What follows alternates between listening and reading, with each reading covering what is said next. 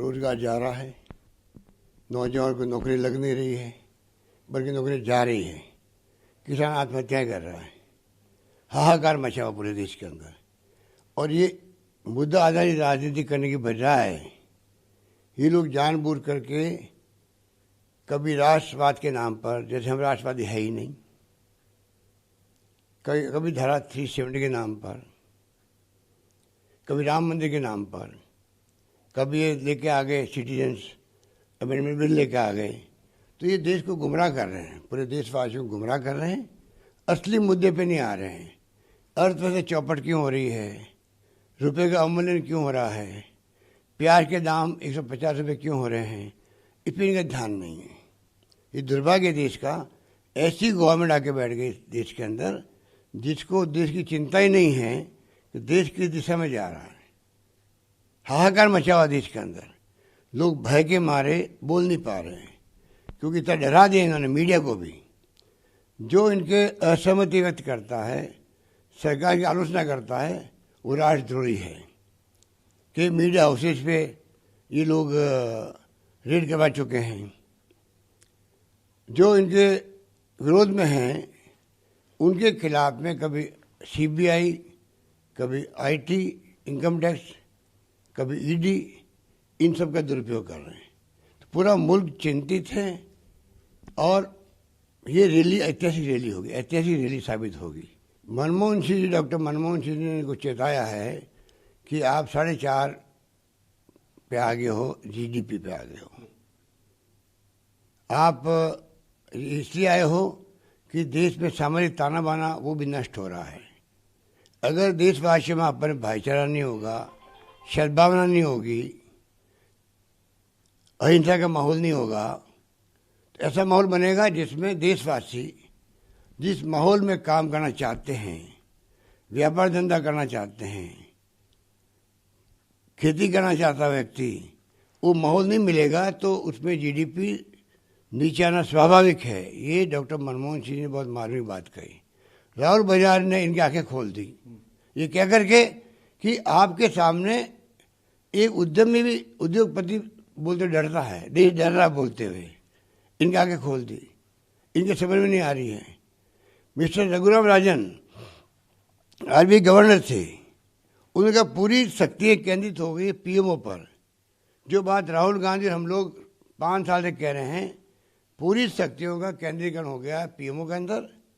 उसके आदेश से देश चल रहा है, जो संभव नहीं है, मंत्रियों की चलती नहीं है। पूरी ताकत पीएमओ के पास में। वहाँ के जो अधिकारी हैं पीएमओ के, बाकायदा इनकम टैक्स के जरिए जो किसके यहाँ रेड करनी है वो तय पीएमओ कर रहा है देश के अंदर। आज ये हालात है, देश किस दिशा में जा रहा है वो चिंता का विषय है। इसलिए हम कहते हैं लोकतंत्र खत्म हो गया है देश के अंदर। 4 सुप्रीम कोर्ट जजों ने कहा बैठ करके कि आज देश में लोकतंत्र खत्म हो गया। इसके मायने क्या है? आज तक जवाब नहीं दे रहे लोग। कोई आरोप लगा दो इनके ऊपर, कोई जवाब नहीं आता इनकी तरफ से।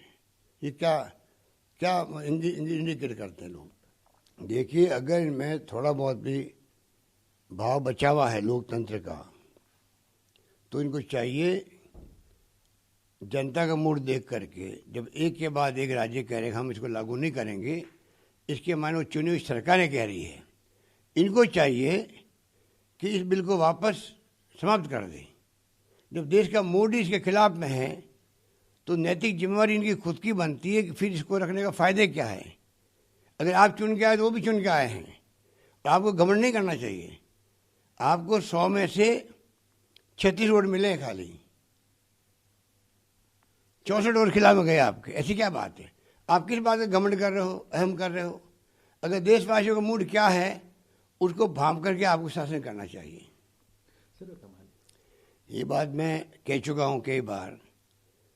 मोदी जी से और अमित शाह जी से मुकाबला करने का दमखम और साहस किसी में है वो राहुल गांधी के अंदर है, जो करते आए हैं। चुनाव हारना अलग बात है, परंतु गुजरात हो चाहे वो पूरे देश के अंदर कैंपेन किया, उन्होंने इश्यू बेस्ड कैंपेन किया। रोजगार की बात उन्होंने करी, किसानों की आत्महत्या की बात उन्होंने करी, फैक्ट्री बंद हो रही है मजदूरी खत्म हो रही है उसकी बात उन्होंने करी, राफेल की बात उन्होंने करी। 126 का आपको रिक्वायरमेंट था, आज भी देश जानना चाहता है।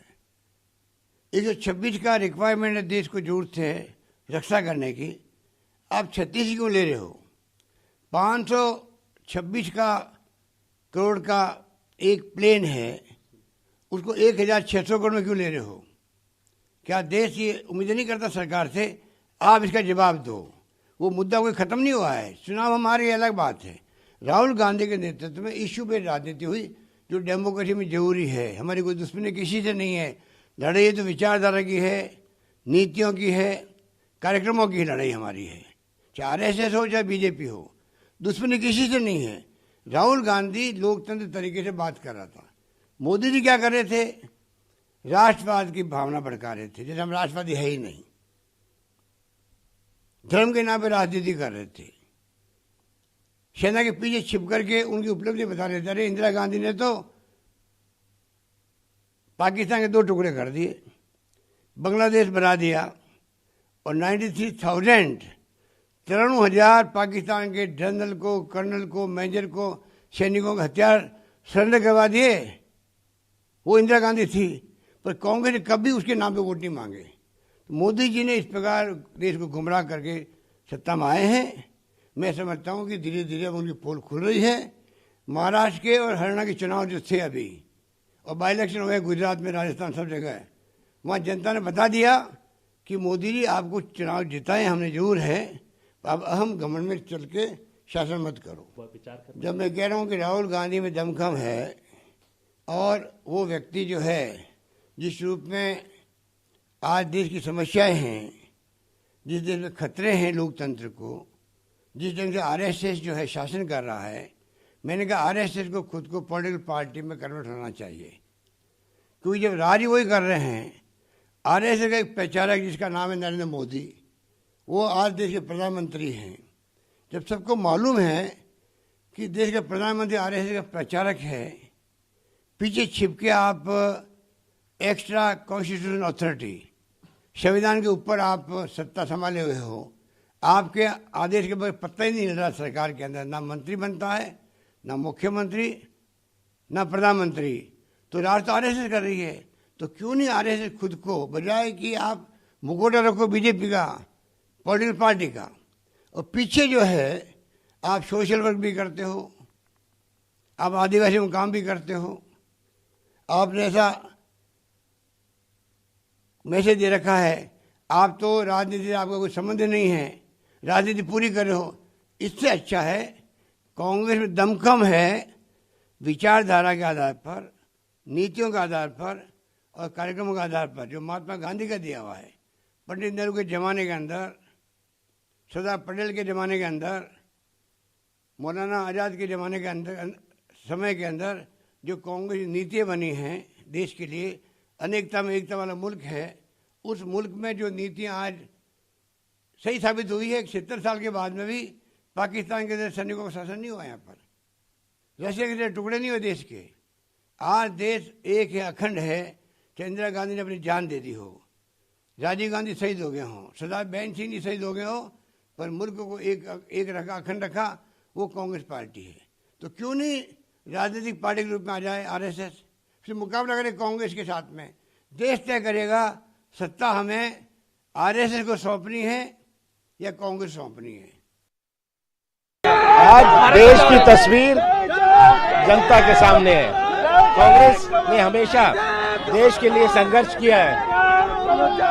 को कभी भी कोई पॉलिटिसाइज नहीं कर सकता, लेकिन अगर महिलाओं को असुरक्षित रखा जा रहा है, उन पर बलात्कार हो रहे हैं, उत्तर प्रदेश की सरकार तो बलात्कार आरोपियों को संरक्षण देने का काम कर रही है, तो उसके खिलाफ आवाज उठानी पड़ेगी। भाई, महिलाओं के साथ जो प्रताड़ना हो रहा है, बलात्कार हो रहे हैं, शोषण हो रहा है, उसके खिलाफ आवाज उठा रहे हैं हम लोग। जब तक हम आवाज नहीं उठाएंगे तब तक एक सरकार की नींद कैसे खुलेगी। सर, कैब को लेकर 6 स्टेट्स के जो चीफ मिनिस्टर हैं उन्होंने नो किया, कैब को लेकर नो कहा है, किस तरीके से देखते हैं? मुझे लगता है कि ये जुडिशियल स्क्रूटनी में पास नहीं हो पाएगा, क्योंकि संविधान की मूल भावना के खिलाफ बना है ये बिल। इसको पारित तो कर दिया, लेकिन लीगल स्क्रूटनी में शायद ये पारित नहीं हो पाएगा, और इसका देश भर में विरोध चल रहा है, और विवादित मुद्दों को प्राथमिकता देकर सरकार काम कर रही है, इसका कोई लाभ नहीं मिलने वाला है। आज मंदी है, किसानों को दाम नहीं मिल पा रहा है, युवा बेरोजगार है, देश जल रहा है और कांग्रेस के द्वारा हमारे राष्ट्रीय नेता श्रीमती सोनिया गांधी, राहुल जी के द्वारा भारत बचाओ रैली का आह्वान किया है और लाखों लोग आज दिल्ली के सड़कों पे हैं।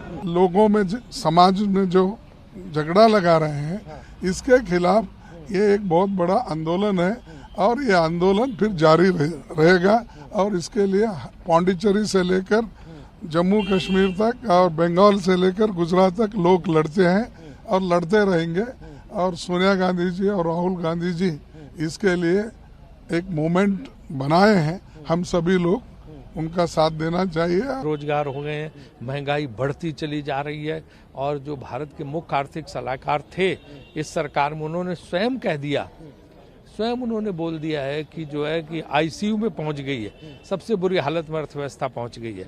और जिस तरह से जो है लोग परेशान है, किसान परेशान है, मजदूर परेशान है, दुकानदार परेशान, हर व्यक्ति परेशान है। इन सब के लिए जो इस रैली का आयोजन किया गया है, देश में अशांति फैली हुई है और इसलिए इस रैली का आयोजन किया गया, इसलिए इस भारत बचाओ रैली का आयोजन सोनिया जी ने किया।